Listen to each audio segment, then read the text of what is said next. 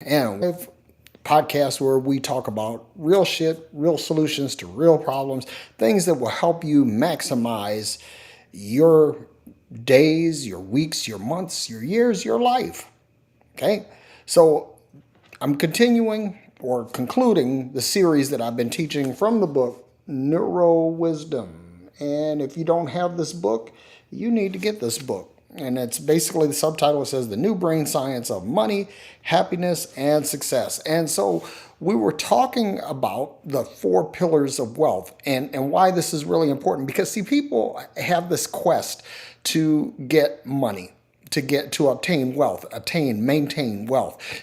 And the problem is that a lot of people don't really understand how to get it. And if they get it, they don't understand how to keep it. And so basically the authors of this book, Mark Robert Waldman and Chris Manning, what they discussed is that, first of all, money is a predictor of happiness. Anybody that tells you that money doesn't buy happiness is full of shit. Completely, totally, absolutely.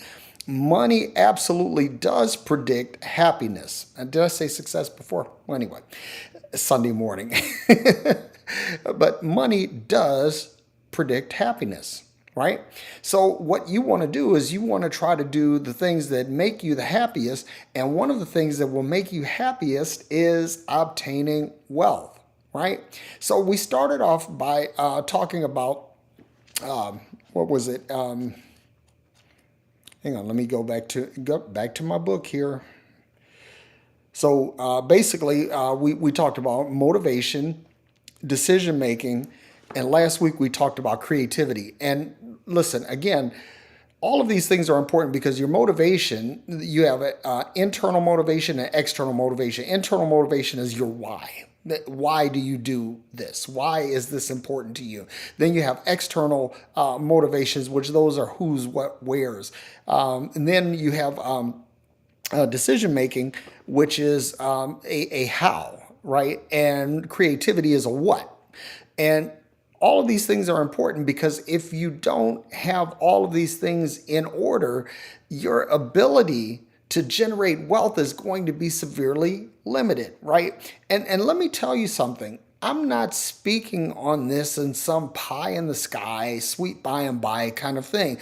I'm speaking of something that these are principles that I have applied in my life.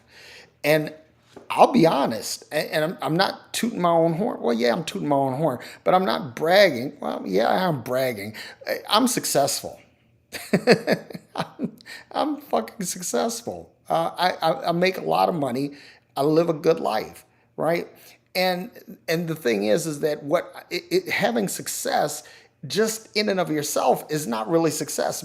True success is when you're able to help others attain the kind of success that you have. Now, one of the things that I've done successfully is I've helped 16 people attain six-figure incomes for over the course of the last 25 years. And that's my legacy. And I've helped a couple of people become millionaires. I myself have been a millionaire once. Right? So the thing is that I understand how to get there. So I'm not talking about just something abstract. I'm trying to give you something that has helped me. Okay? So this is the thing. Awareness. And there are so many different things that you must be aware of. Number one, you must be self-aware.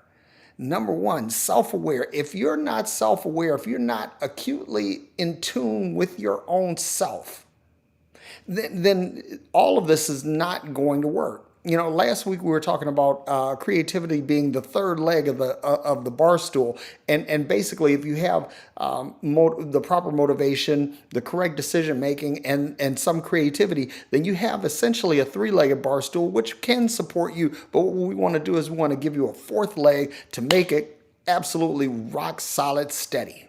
Okay.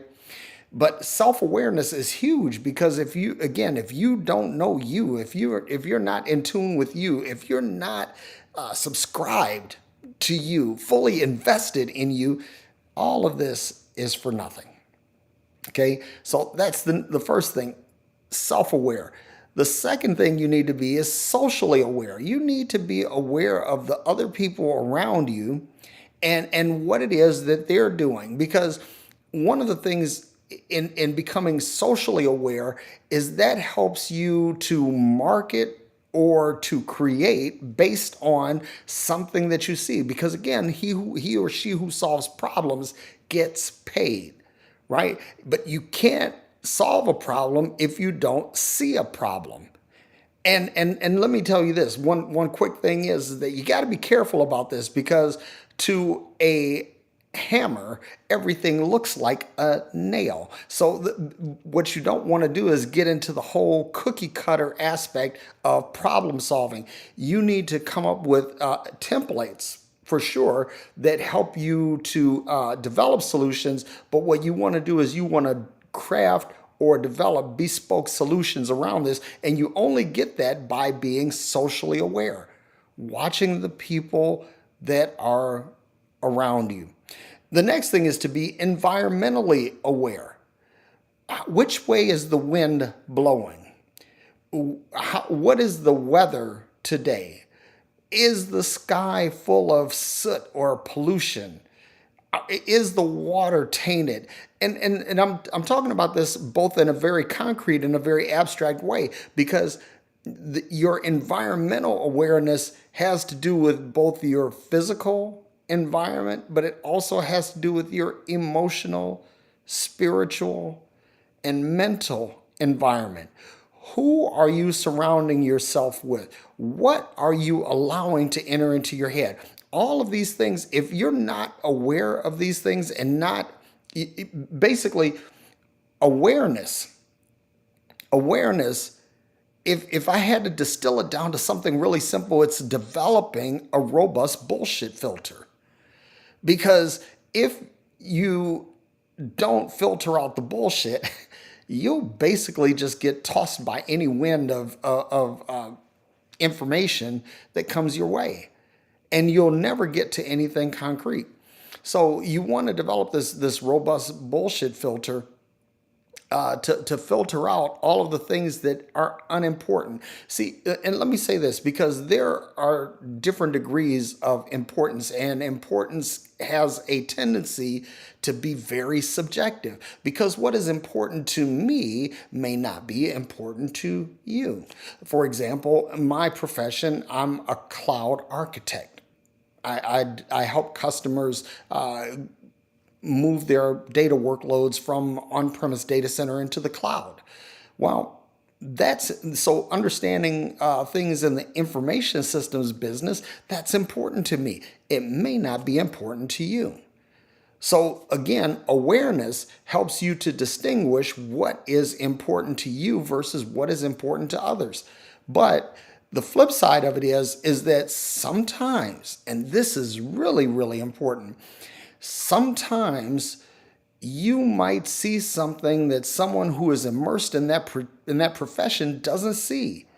And when I'm going to tell you something. If there is any point in life where actually the magic happens, that's it.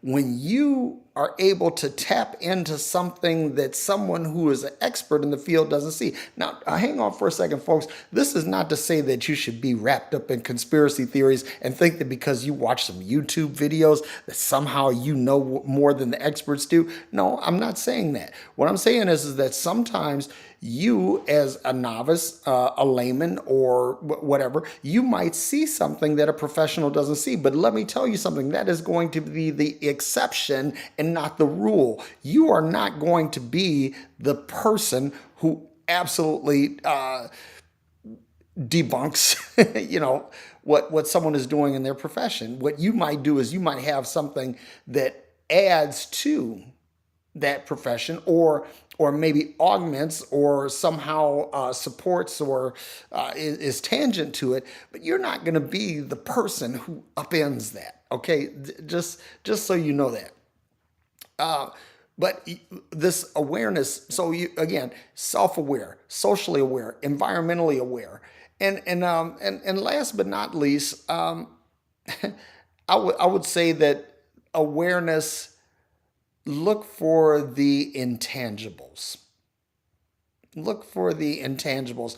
Look for the things that don't necessarily jibe with what it is, the problem that you're trying to solve. Because there, again, when you're looking at problem solving, there are things that are directly germane to the problem, and then there are some things that are just simply tangent to. They may not seem related at all, but again, if you're able to determine how to fit something that doesn't seem to go with the problem that you're trying to solve, that's where the creativity to solving the problem comes in.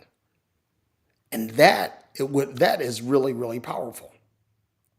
So those are pretty much the things that I have today. This is actually very, very short, and I want to wrap up because at the top of the hour, my partner in crime, my co-host on Freeology Friday, Aaron Tomlinson, will be doing his live video, and I want to make sure that I give him plenty of space to do his thing because Aaron puts out some really good stuff, some metaphysical, spiritual teaching that will absolutely help you. And if you didn't watch Freeology Friday, be sure to go back and watch that because we had Daryl L. Rivers on, who is an awesome author, speaker, and teacher.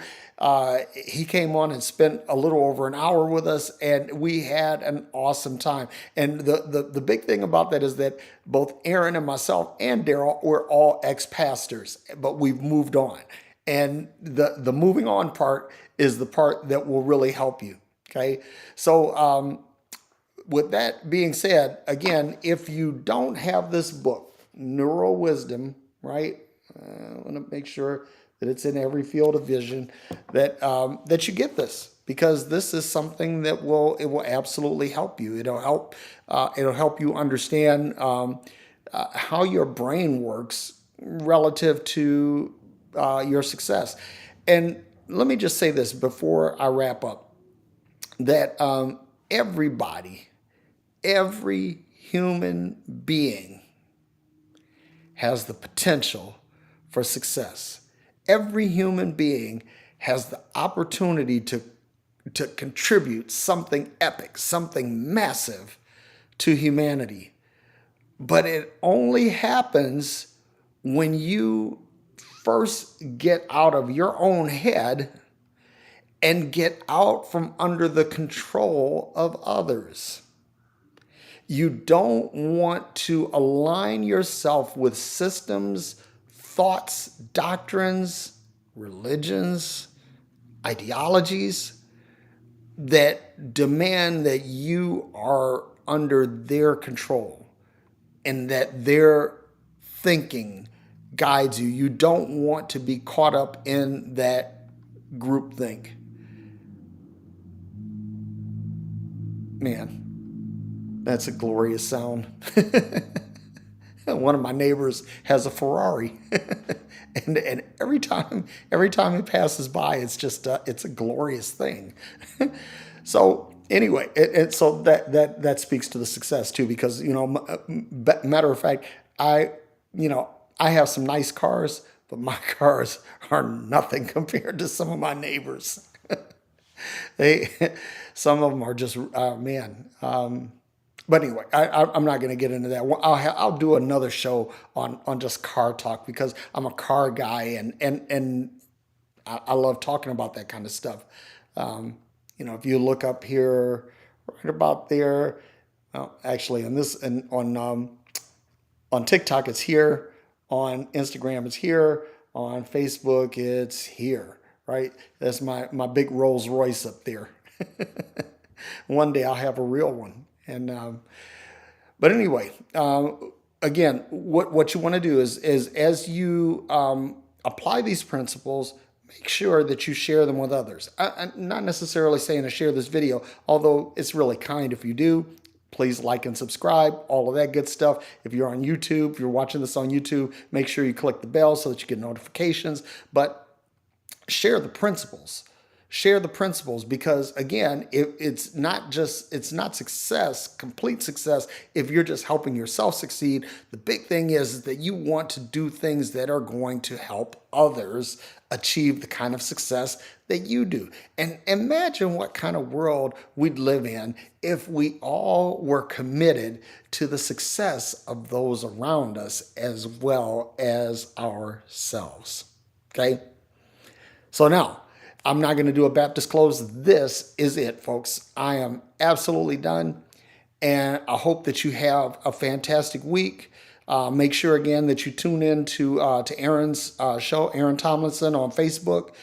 Catch his live stream. You don't want to miss that. And then on Thursday nights, Unreligious with Jimmy Ligon. You don't want to miss that. That's awesome. And of course, Phreology Friday with Aaron and myself, and we just we chop up a whole bunch of really good stuff.